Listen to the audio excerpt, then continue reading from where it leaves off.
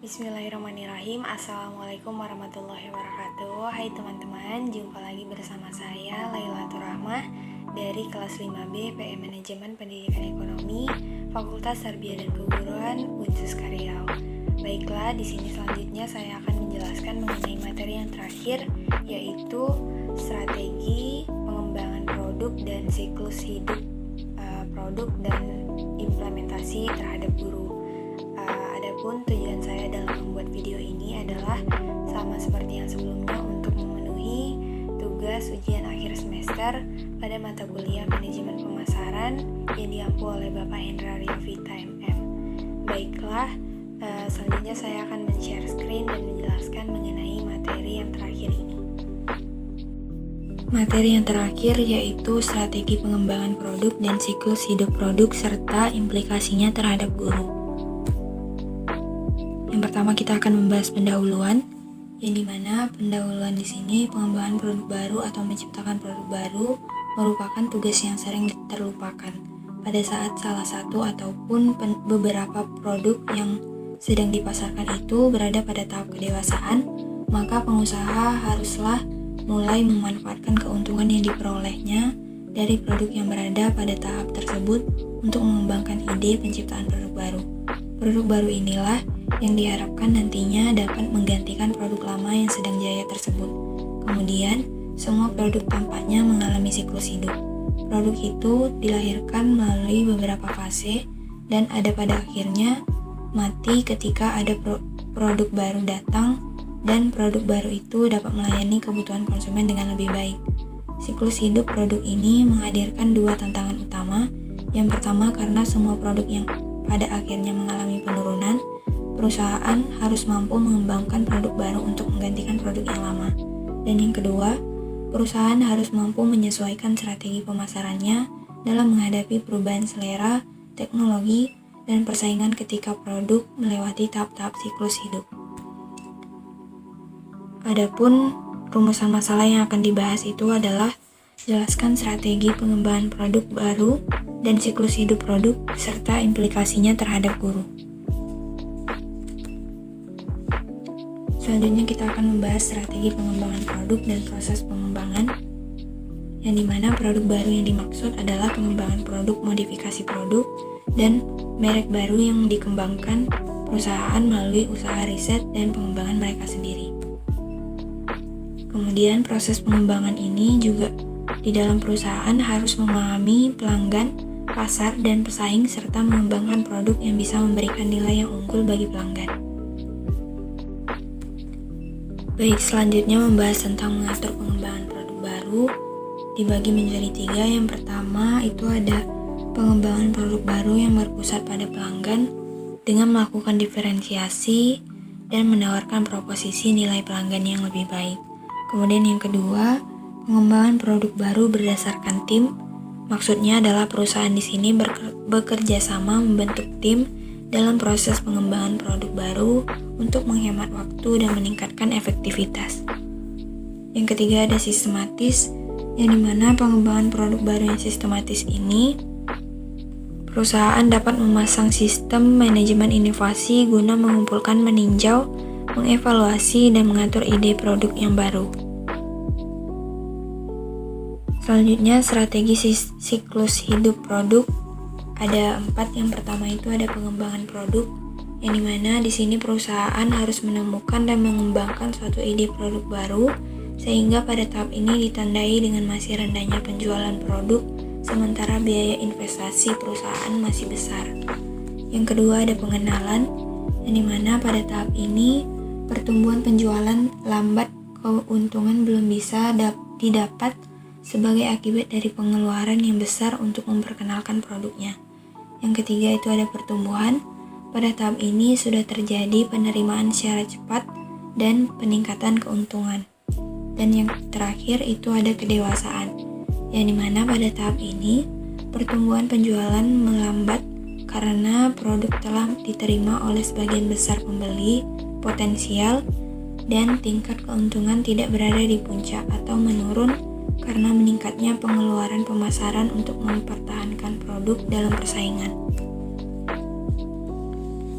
Kemudian selanjutnya kita akan membahas tentang strategi pengembangan produk baru di dalam produk Scarlett. Yang akan kita bahas yang pertama itu ada profil produk dari Scarlett Whitening, yang dimana Scarlett Whitening ini merupakan produk perawatan kecantikan lokal yang didirikan oleh Felicia Angelista. Scarlett Whitening ini diproduksi oleh PT Moto Beringin Abadi yang ada di Bogor, Indonesia, dan didistribusikan oleh PT Opto Lumbung Sejahtera Jakarta, Indonesia. Kemudian semua produk ini di dalam Scarlett Whitening ini telah teruji secara klinis oleh Badan Pengawas Obat dan Makanan Republik Indonesia atau BPOM RI. Dan juga di dalam pemasarannya, produk Scarlett Whitening ini menawarkan berbagai macam produk yang terbagi menjadi 3 kategori, yaitu ada perawatan tubuh atau body care, perawatan wajah atau face care, dan perawatan rambut atau hair care. Yang dimana Scarlett Whitening ini juga memiliki fokus terhadap rangkaian produk perawatan yang fungsinya untuk mencerahkan dan memutihkan kulit tubuh dan wajah karena mengandung glutathione dan vitamin E yang sangat berpengaruh untuk membuat kulit lebih sehat dan cerah. Selanjutnya, strategi pengembangan produk di dalam produk Scarlett Whitening ini. Dalam mengembangkan produknya melalui Instagram, Scarlett memanfaatkan setiap fitur yang ada di dalam Instagram sebaik mungkin, seperti mereka memberikan berbagai informasi mengenai testimoni dan review, kemudian varian baru, tips dan triknya, dan sebagainya. Mereka memposting melalui highlight story, membuat konten yang akan menampilkan brand ambassador yang ada di dalam negeri dan luar negeri. Baik, selanjutnya proses pengembangan produk. Yang pertama itu ada penciptaan ide, yang dimana di sini menurut Felicia Angelista selaku owner Scarlett Whitening, awal mula berdirinya produk ini karena banyaknya pertanyaan mengenai produk apa yang dia gunakan untuk merawat kesehatan kulitnya. Maka dari itu, melalui Scarlett Whitening, Felicia ingin memberikan sebuah solusi bagi mereka yang ingin merawat kulitnya dan memberikan hasil kulit yang sehat, lembab, cerah, dan ternutrisi. Kemudian yang kedua ada pengembangan dan pengujian produk. PT MBA dipercaya oleh Felicia Angelista selaku pemilik usaha produk tersebut, yang dimana sebagai produsen dari brand produk tersebut, hingga akhirnya seiring bertambahnya waktu, produk Scarlett Whitening dapat menjadi terkenal seperti sekarang berkat keakuratan bahan dan yang membantu proses pencerahan kulit maupun menghilangkan jerawat dan sebagainya. Kemudian yang ketiga ada pengembangan strategi pemasaran. Dalam pemasarannya, Felicia Angelista ini menggunakan media sosial seperti Facebook, Instagram, TikTok, dan website official khususnya untuk produk Scarlett Whitening. Kemudian yang keempat itu ada strategi pertumbuhan. Dilihat dari 4P, yaitu product, price, promotion, dan place. Yang pertama itu ada produk, yang dimana Scarlett Whitening yang menjaga kualitas produknya melalui kemasan yang dapat melindungi produk mulai dari rantai distribusi hingga ke konsumen. Dari segi material, Scarlett Whitening biasanya menggunakan sejumlah bahan mulai dari plastik hingga material kaca.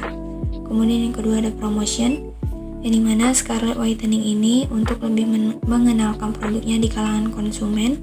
Upaya yang dilakukan yaitu menggunakan berbagai platform untuk dapat menembus media sosial yang beragam, atau dengan kata lain periklanan produk di berbagai media. Yang ketiga itu ada price, di mana Scarlett Whitening juga menerapkan strategi penetapan harga yang dapat dibilang menjadi pemimpin di harga terendah. Hebatnya, produk Scarlett Whitening ini memiliki harga terendah masih dianggap mempunyai kualitas yang sangat baik. Kemudian yang keempat itu ada place, yang dimana dengan menawarkan produk melalui berbagai media iklan dan media sosial. Selanjutnya, implikasi produk terhadap guru. Sesuai dengan profesi kami sebagai guru, harusnya lebih memperhatikan penampilan baik itu dari dalam maupun dari luar. Jadi dengan memakai produk tersebut, kelihatannya membuat pribadi kami menjadi lebih bersih dan juga wangi sehingga keadaan di dalam kelas dalam pembelajaran tercipta lebih nyaman nantinya.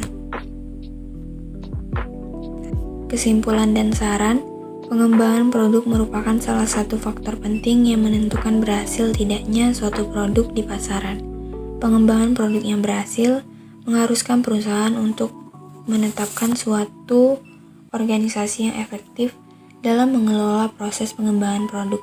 Pengembangan produk ini yang berhasil perlu berpusat pada pelanggan berdasarkan tim dan usaha yang sistematis, dan juga strategi siklus hidup produk. Begitu juga dengan guru. Guru harus menciptakan suatu hal yang inovatif dan membangun dalam mengembangkan produknya, agar kualitas diri pada guru tersebut terus-menerus terupdate dan dapat dijadikan sebagai salah satu keunggulan apabila mengajar di sekolah yang akan dijadikan menjadi target untuk nantinya. Baik, sekian dari penjelasan saya di materi yang ke-9 ini, yaitu tentang strategi pengembangan produk baru dan siklus hidup produk serta implementasi terhadap guru. Semoga bermanfaat untuk kita semua, dan jangan lupa untuk teman-teman like, comment, dan subscribe channel saya. Saya akhiri dengan wabillahi taufiq wal hidayah. Wassalamualaikum warahmatullahi wabarakatuh.